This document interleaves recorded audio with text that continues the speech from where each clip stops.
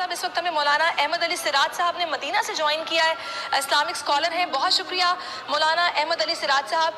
सबसे पहले मैं आपसे ये जानना चाहूँगी कि मुश्तरका हिकमत अमली थी पाकिस्तान की, तुर्की की, और जिस तरीके से इन्होंने आगे बढ़कर अपना रोल प्ले किया और यूएन का इजलास पहले मौखिर हुआ, फिर दोबारा बुलाया गया जिसमें इस मसले को उठाया गया। इन ममालिक की एफर्ट्स को आप किस तरह देखते हैं?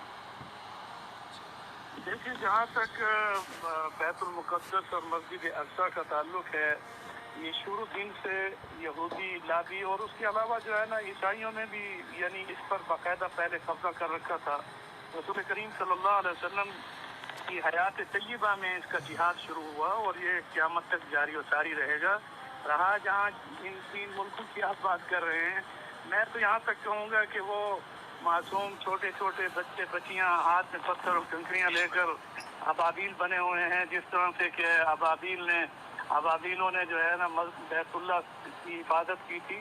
अल्लाह के फजल व करम से यानी फ़लस्तीन की बच्चे बच्चियों को मैं खिराज तहसीन पेश करता हूँ कि वो अबाबील बनकर यानी तहफ़्फ़ुज़ बैतुल मुक़द्दस और अक़सा के तहफ़्फ़ुज़ के लिए अपनी कुर्बानियाँ दे रही हैं।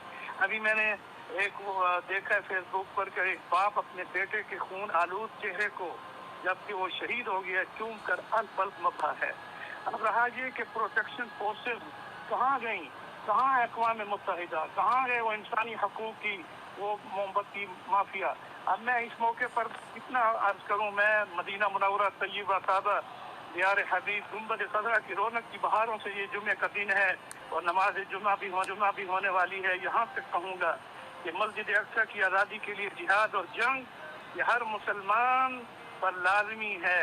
रहा ये कि हम मुसलमान जो दुनिया भर में और ख़ास तौर पर पाकिस्तान में जो एहतजाज हो रहा है, मैं खिराज तहसीन पेश करता हूँ कि हमारी अवाम सड़कों पर निकल आई है और उन्होंने ये साबित कर दिया है कि हम और कुछ नहीं कर सकते तो अपना मुज़म्मती एहतजाजात के ज़रिए से रिकॉर्ड तो करवा सकते हैं, मगर हुकूमतों को चाहिए कि वो मिलकर इन यहूदियों के इस हमले के खिलाफ एक होकर जवाब देते। और हकीकत ये हिटलर ने सच कहा था कि मैं सारे यहूदियों को मार सकता हूँ मगर कुछ यहूदियों को छोड़ रहा हूँ इसलिए कि दुनिया ये जान सके कि ये दुनिया में इंसानियत के दुश्मन हैं। अब रहा ये कि इस्लाम के तो वो दुश्मन हैं ही, जहाँ भी दुनिया भर में जो फसाद है उसके पीछे आपको यहूदी लाबी का हाथ मिलेगा। मैं इस मौके पर इतना अर्ज कर दूं कि मस्जिद अक़सा इस्लाम की तीसरी मुक़द्दस मस्जिद है और जिसका एहतराम और जिसका तक़द्दुस और उसका तहफ़्फ़ुज़ मुसलमानों पर फ़र्ज़ ऐन है। और यहाँ पर हुकूमतों को भी चाहिए कि वो मिलकर उन जो है मजलूम फ़लस्तीनियों के साथ सिर्फ यकजहती में मुज़म्मती बयान न दें। इसमें मौलाना अहमद अली सिराज साहब, जब इन्होंने मस्जिद अक़सा पर हमला किया, देखिए मेरी एक जुमला सुन लें, हुकूमत मुज़म्मत के लिए नहीं है। जब वो हमलावर हो चुके हैं तो उनकी मुरम्मत करने की जरूरत थी। अब शुक्र है कि चीज से फायर हो गया है, वहाँ पर वो गजा में जश्न मनाया जा रहा है। लेकिन यहाँ ये मैं बता दूं, एक बात का इजाफा भी कर दूं कि ये वो मासूम बच्चे और बच्चियाँ हैं कि जो सिर्फ 2018 से 2021 तक के जो गोशवारा आया है हुफ़ाज़ कुरान का, उनमें मुख़य्यमात तहफ़ीज़ुल कुरान में सिर्फ 3 सालों के अंदर 22,000 बच्चियों ने कुरान पाक हिफ्ज़ किया है। उनके सीनों में यह है अक़सा की मोहब्बत है। उन्होंने ये तय कर लिया है कि छोटे बड़े बुजुर्ग और औरतें मर्द मस्जिद अक़सा का तहफ़्फ़ुज़ करेंगी। मगर यहाँ पर हुकूमतों को भी चाहिए कि ये मस्कन अंबिया कराम की मस्कन है, ये हज़रत इब्राहीम की जाए हिजरत है, ये हज़रत दाऊद अलैहिस्सलाम की सकूनत और उसका महराब है, हज़रत सुलेमान का दारुल हुकूमत है। ये चींटियों के बारे में कुरान में सूरत नमल में जो वाक़या है, अस्कलाम शहर ये वादी नमल। सही फरमाया, वजह फरमाया आपने मौलाना अहमद अली सिराज साहब। बिल्कुल आप ठीक फरमा रहे हैं, मैं आपकी तरफ वापस भी आऊंगी। देखिए बिल्कुल आप ठीक फरमा रहे हैं। अब इसमें मेरा मौलाना साहब आपसे ये सवाल है, तकरीबन 56-57 इस्लामी ममालिक हैं, अगर ये एक होकर एक ब्लॉक बनकर मुत्तफिक होकर किसी मसले पर बात करेंगे तो क्यों नहीं उसका हल निकलेगा? बिल्कुल निकलेगा। लेकिन ओआईसी का वो किरदार जिन मसाइल के हल के लिए वो बनी है वो आज तक उस तरीके से अदा नहीं कर पाया। फिर हमने देखा कि कुछ ममालिक, मुसलमान ममालिक, जिन्होंने खामोशी रखी इस मसले पर, क्या ये सब मफादात की डोर में बंधे हुए हैं? क्यों मुसलमान ममालिक एक होकर, उनमें आपस में इंतशार क्यों है, बात नहीं करते एक होकर? हालांकि ये इतना अहम یعنی قضیہ ہے، یہ ایک بڑا کاز ہے کہ رسول اکرم صلی اللہ علیہ وسلم نے معراج کے موقع پر تمام انبیاء کی مسجد اقصی میں امامت کرائی. اور ایک جملہ میں دینا چاہتا ہوں، آج یہ تمام سامعین جتنے بول کے ناظرین ہیں وہ دیکھ رہے ہیں، سن رہے ہیں، یہ بات ذہن نشین کر لیں کہ مسجد صرف مسلمانوں کی عبادت گاہ کا نام ہے، اور چرچ وہ عیسائیوں کے لیے ہوتا ہے، اور اس طرح مندر ہندوؤں کے لیے ہوتا ہے، گردوارہ سکھوں کے لیے ہوتا ہے. اس لیے قرآن پاک نے اس بات کو واضح کر دیا، سبحان الذی اسری بعبدہ لیلا من المسجد الحرام الی المسجد الاقصی. یہ مسجد اقصی کا لفظ مسجد کے ساتھ آیا ہے، اور یہ مسجد اقصی مسلمانوں کی عبادت گاہ ہے. اور میں اس میں اتنا عرض کر دوں کہ جس طرح خانہ کعبہ فتح ہوا اور اس پر اذان اس کی چھت پر حضرت بلال نے دی تھی، اسی مسجد اقصی کے فتح ہونے کے بعد وہاں پہلی اذان حضرت بلال رضی اللہ تعالیٰ عنہ نے دی. اور جہاں رسول اللہ صلی اللہ علیہ وسلم نے انبیاء کی امامت فرمائی تھی، وہاں پر حضرت عمر فاروق رضی اللہ تعالیٰ عنہ خود بنفس نفیس مدینہ منورہ سے لشکر لے کر وہاں گئے تھے اور وہاں پر مسجد اقصی میں امامت کرائی. پھر اس کے بعد 27 رجب اور مرجب لیلۃ المعراج میں، جو کہ 543 میں، یعنی 583 یعنی 83 میں، 583 ہجری میں ایوبی نے بیت المقدس کو دوبارہ فتح کیا. اور یہاں یہ بات مولانا صاحب بالکل یہ حقائق ہیں جو کہ ہسٹری میں موجود ہیں، نہ کوئی ان کو تبدیل کر سکتا ہے، نہ کوئی ان کو ماننے سے انکار کر سکتا ہے. سوال یہاں پر یہ ہے کہ جیسا کہ آپ نے اس سے پہلے کہا کہ جب کوئی اس طرح کا واقعہ پیش آتا ہے اس کے پیچھے جوئش لابی کا ہاتھ ہوتا ہے. آج قبلہ اول پر حملہ ہوا ہے، کل کو قبلہ دوم پر بھی ہو سکتا ہے. یہ باتیں پہلے ہوئیں، تو آخر اس پر مسلمان ممالک کو خاموش نہیں بیٹھنا ہوگا، اس کا مستقل حل نکلنا چاہیے، جس کے لیے کچھ کرنا ہوگا. آج خاموش ہو جائیں گے، کل کو پھر ہوگا.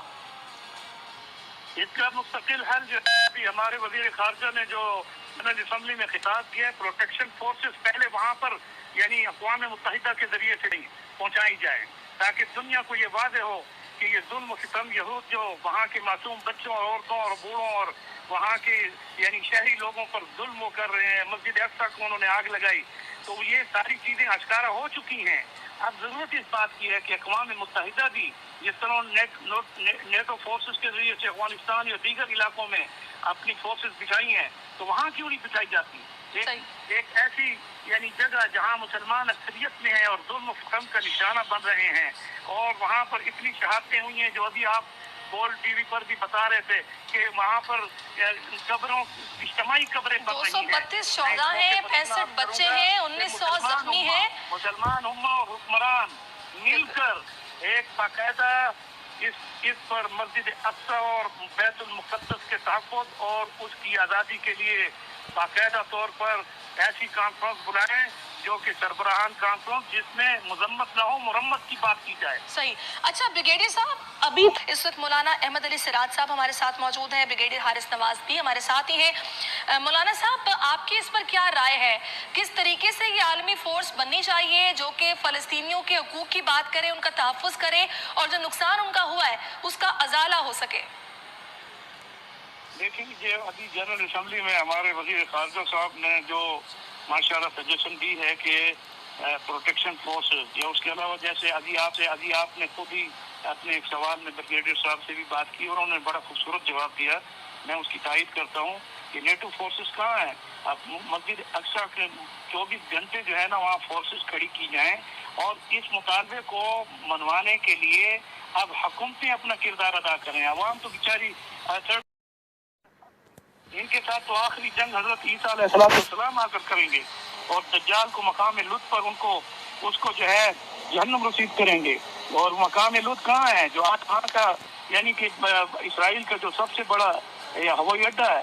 تو بہرحال میں یہاں پر اتنا عرض کر دوں کہ تمام مسلمان ممالک اقوام متحدہ کو مجبور کر دیں کہ وہ بنی کس لیے ہے. اسپیکر صاحب نے بڑا خوبصورت جملہ فرمایا کہ یہ جو ہماری یعنی اقوام متحدہ ہے وہ مظلوم انسانوں کی حفاظت کے لیے بنی ہے، تو کیوں نہیں وہاں پر جو ہے نیٹو فورسز بھیجی جاتی؟ کیوں نہیں پروٹیکشن فورسز نہیں بھیجی جاتی؟ اب اس کے لیے عوام تو جو ہے نا وہ بیچارے پہلے بھی جو ہے نا کرونا وائرس اور اس کے علاوہ جو حالات ہیں बेरोजगारी में और फिर भी जो है ना सड़कों पर निकले हुए हैं और अपनी मजम्मती मुजाहरे में रिकॉर्ड करवा रही हैं, लेकिन इसका असर यहूदियों पर नहीं पड़ेगा। तमाम मुसलमान ममालिक के सरबराहान एक होकर अक़वाम मुत्तहिदा को इस बात पर मजबूर कर दें कि वो फौरी तौर पर बैतुल मुक़द्दस और ख़ास तौर पर मस्जिद अक्सा और फ़लस्तीन में अपनी नेको फोर्सेस भेजकर इसके तहफ़्फ़ुज़ और मुसलमानों की हिफाजत के लिए वहाँ ठीक हो गया। और जो नुकसान अब तक हो चुका है वो अक़वाम मुत्तहिदा ऐलान करे कि उनकी गिरी हुई इमारतें, उसके अलावा उनकी खूनरेज़ी और उसके बाद घरों का यानी कि तहस नहस होना। हजारों लोग अपने घरों से बेघर हो गए हैं, बेसरो सामानी के आलम में हैं, वहाँ पर बिजली नहीं है, पानी नहीं है। बिल्कुल बिल्कुल। एक ही वहाँ पर कोरोना टेस्ट की लैब थी, उसको भी तबाह कर दिया गया है। आपकी आवाज, मीडिया की आवाज, आपकी आवाज बड़ी मौसर है, आप आवाज उठाएं। मौलाना साहब, जब से ये झड़पें हो रही हैं हम तो डेली बेसिस पर आवाज उठा रहे हैं, बोल किसी तो और पीछे नहीं है, डेली बेसिस पर ट्रांसमिशन हो रही है। मेरा ब्रिगेडियर साहब आपसे ये सवाल है कि